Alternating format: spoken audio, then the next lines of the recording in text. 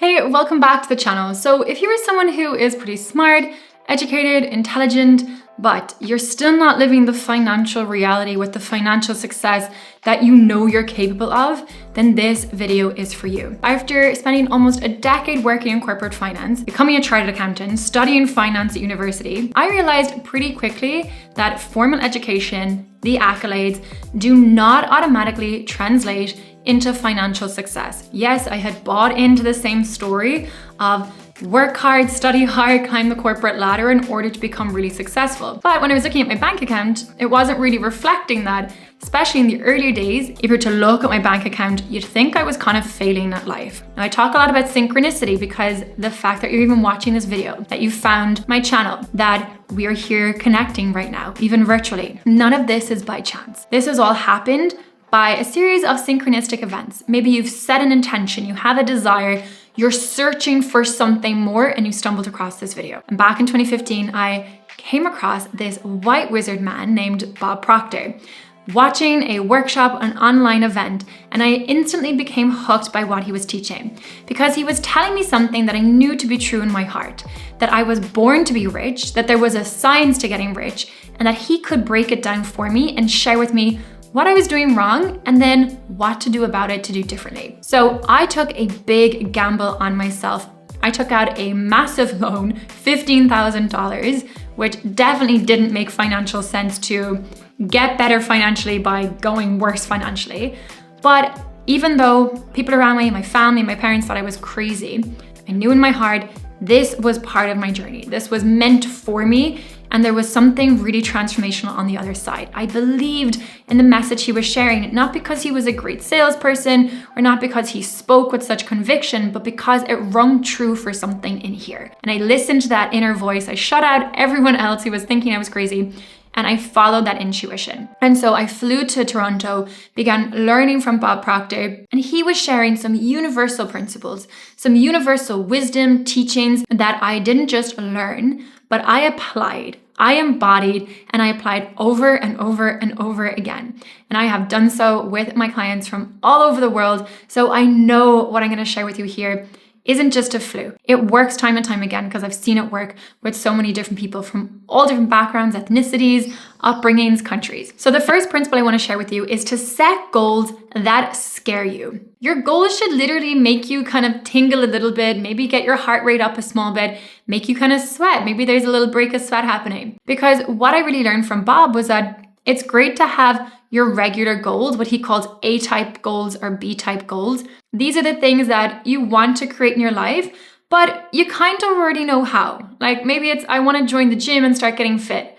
Cool. Well, you probably know how to drive to the gym or walk to the gym and hand over your card and sign up for a membership and hire a personal trainer and get on a fitness program, right? Or maybe it's a B-type goal of, I want to start a podcast. Well, I'm less sure about how to do that, but I'm pretty sure that I can search how to start a podcast, and within a day or so, I can have that figured out.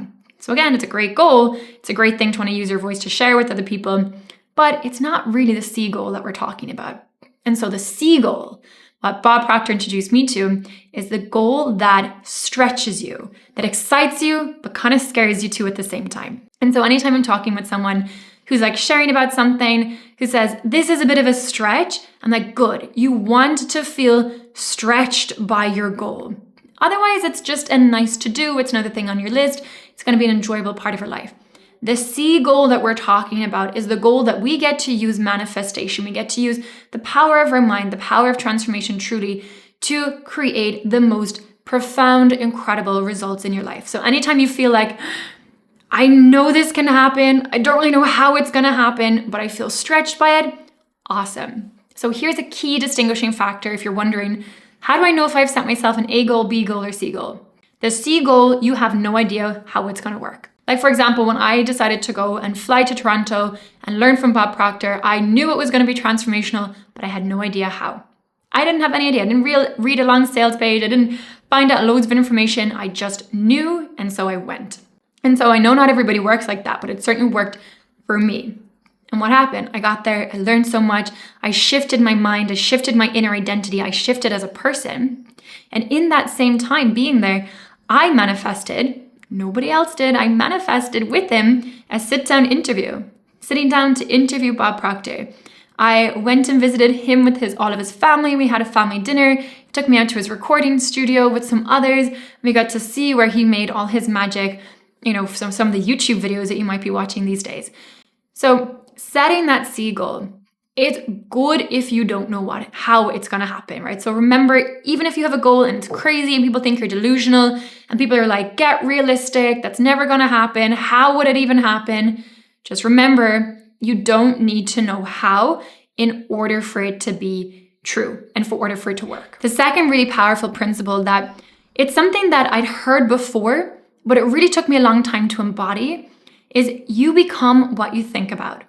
Now, I know there's a lot of people who actually try and argue against this one, but they're a living example, even more so, of the truth of it. So for example, when you hear someone who is in a very bad financial position and they wake up every morning and they're a bit stressed and they're a bit grouchy and they open their bank account and they're angry and a bill comes and they're resentful and they're not happy with the money they're making.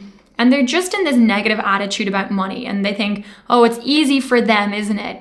And when you talk about manifestation to them, they say, I've tried to manifest. Well, I've said I wanted more money.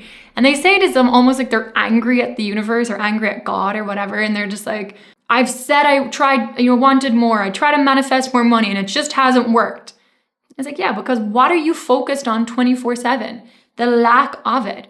All of your thoughts are surrounding the lack of money that you have, the money that isn't in existence. And so you're not focused on what you want. So actually, you're a perfect example of manifestation at play. So watch out for people in your life where you can start seeing a perfect example of manifestation. They've manifested what they don't want because that's where all their focus and attention is. And I said this is one I had heard of a lot, but it took me a while to really embody it because we have so many thoughts every single day, but so many of them are repeated thoughts. And I've had to really catch myself. Like, I'm very good around money. It's obviously a topic I've focused on for so many years and dedicated a lot of time and energy and money, investing and learning about it. But I catch myself on this one when it comes to other people in my life that maybe frustrate me, or friends of friends, or people who are kind of like in my community, in my circle, that might just be very frustrating and annoying and creating issues. And I focus on them and I talk about them and I say, they're just so annoying. They're so frustrating. And I catch myself and I say, why would you want to manifest more of that? Do not speak of anything that you do not want more of. So the minute I give my attention to that person being so whatever, I am manifesting more of that in my life. And that takes a minute to catch. But once you really get it, that your thoughts are creating your reality. Like, you become what you think about. You go, okay, well, do I want to think about that person who's very annoying, that colleague, that ex, that government official, that president? Do I want to put all my focus and energy on that? Or do I want to direct my thoughts towards richness, prosperity, abundance, success, manifesting my desired life, being supported, being loved, being taken care of, being healthy? Like, even already just saying those words, like, it shifts even my energy. And you can see, like, what am I focusing on, right? So yes, you may have heard this one before. You become what you think about, but are you embodying it? And it's something I have to come back to time and time again and ask myself, do I want more of it? Yes, cool, keep thinking about it. No, stop.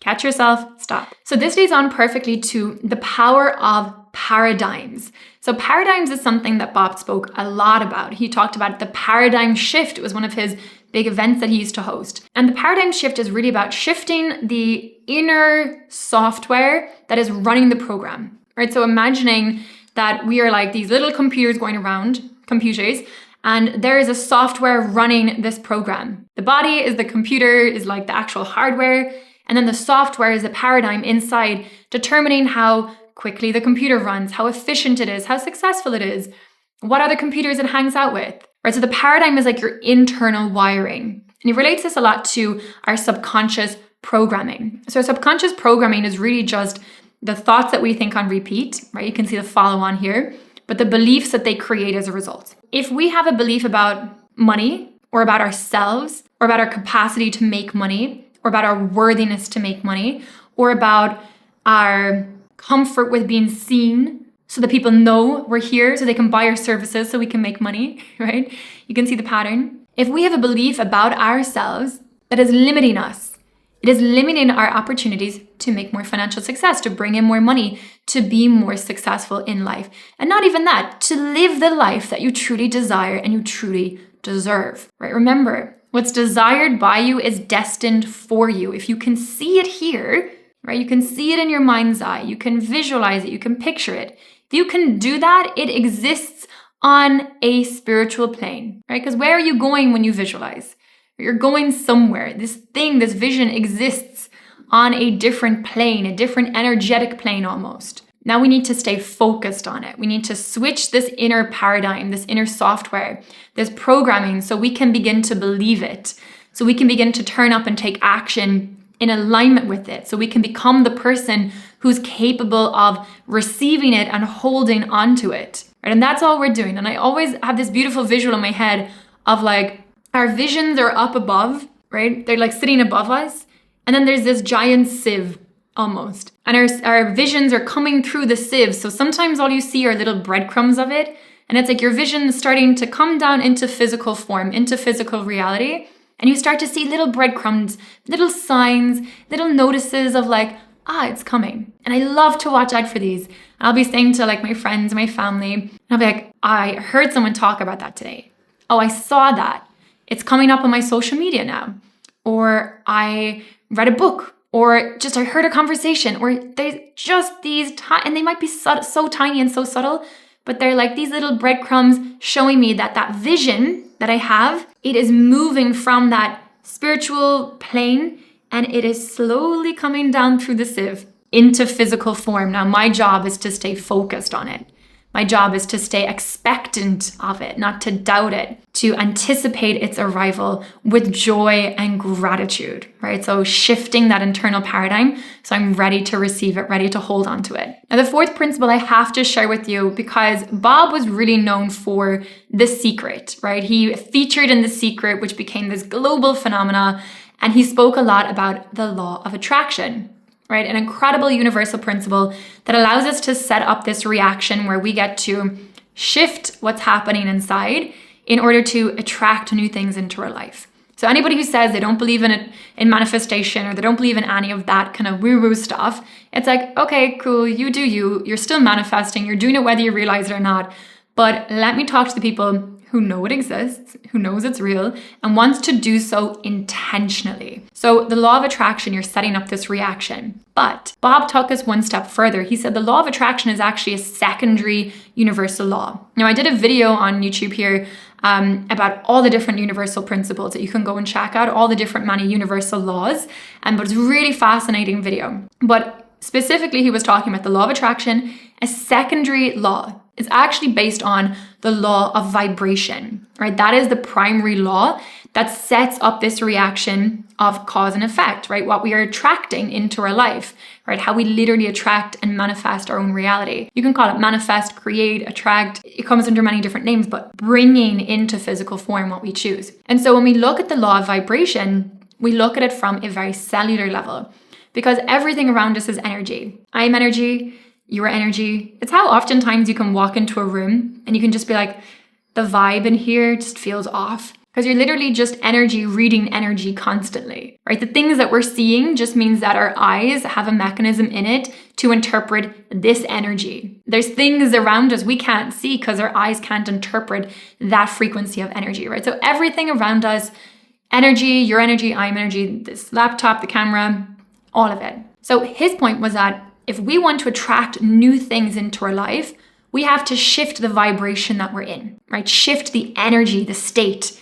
Now, what are some ways of doing that? Gratitude, beautiful practice. Gratitude journal, grabbing your journal first thing in the morning, last thing at night, writing down, what are 10 things I'm really grateful for? Or maybe you've switched off the lights already and you're lying in bed and you don't want to grab your journal. Even just lie there with your hand on your heart, maybe one hand on your belly, and just be like, you know what? I'm really grateful today. I was alive. I got to live today. And there's a lot of people in the world who didn't get to say that today was their last day, but I got another day on this earth. I'm really grateful for this heartbeat I can feel inside my chest. It has been there since almost since the moment I was conceived, not too long after. And it has beat for me ever since, inside my mother's womb, beating for me every single moment to look where I am today. And it asks nothing from me.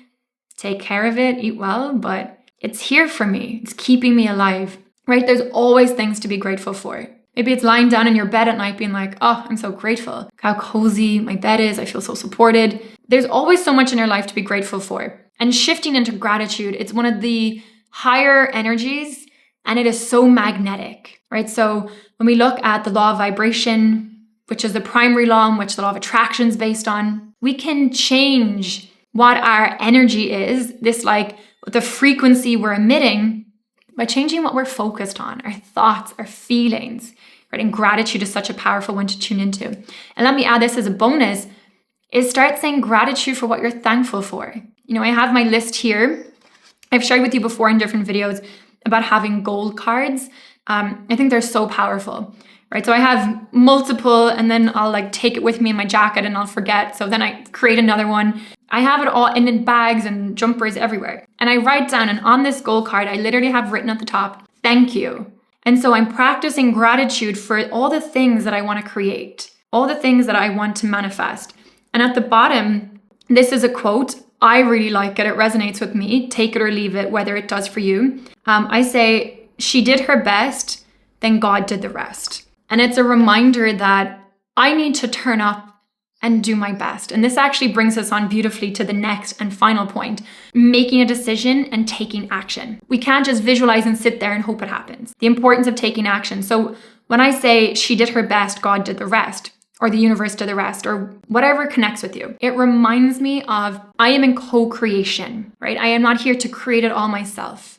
Who am I in this grand scheme of the world, in this magnificent, reality that we live in? I'm a co-creator, right? So I'm turning up to do my best. I'm turning up and I'm taking aligned action. I'm clear on my vision, right? So thinking through all these things. I have my C goal. I know where I'm going. I have a couple of A and B goals too, right along the way, the stepping stones towards it. I'm taking action though, but I'm working on my inner world. I'm working on my mindset. I'm working on the programming, the conditioning to change it, and taking action, taking consistent action. And sometimes it can feel messy.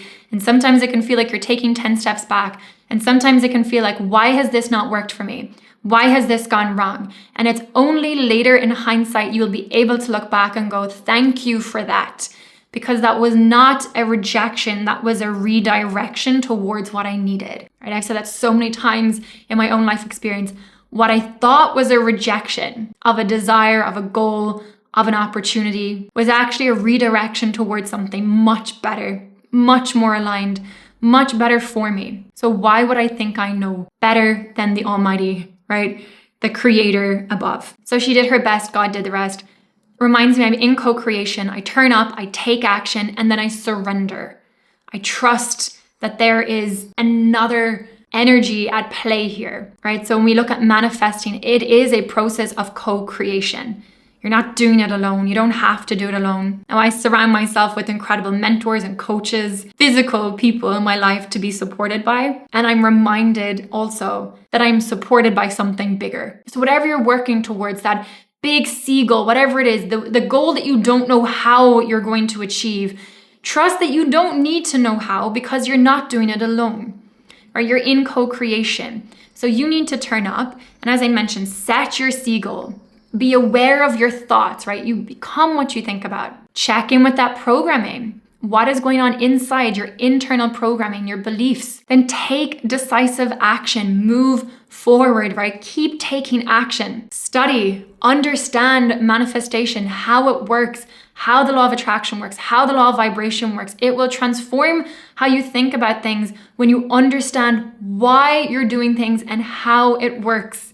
Right? You're not just hoping and wishing. And finally, take action. Right? This is your part in the co-creation. This is your responsibility. And this is the stuff that you have complete control over, right? You have control over what goals you set. You have control over what thoughts you think, of what programming you have, of whether you decide to study things and whether you decide to immerse yourself or not. And you have control over what actions you're going to decide to make, right? And yes, there can be a government and an economic environment, and there can be all of these other things going on around you, but you still have a ginormous amount of control over your reality, your experience, and you can trust that you're in a co-creation process. So these are some of the key principles I wanted to share with you. But the thing is, a lot of people, even if they understand these principles and they apply them, they still don't fully believe that they can be rich, right? No matter how much money comes into their bank account or no matter how good they might be doing compared to last year or compared to the year before, they still don't really feel rich or feel like they can become even richer. So if you are someone who is like that, is struggling with that, be sure you check out this next video here. It's how to feel your richest even before you are. And when we're talking about rich, we're talking about overflow, abundance, prosperity, all of it. So I know you're gonna love that video. Be sure you go check it out and I will see you over there.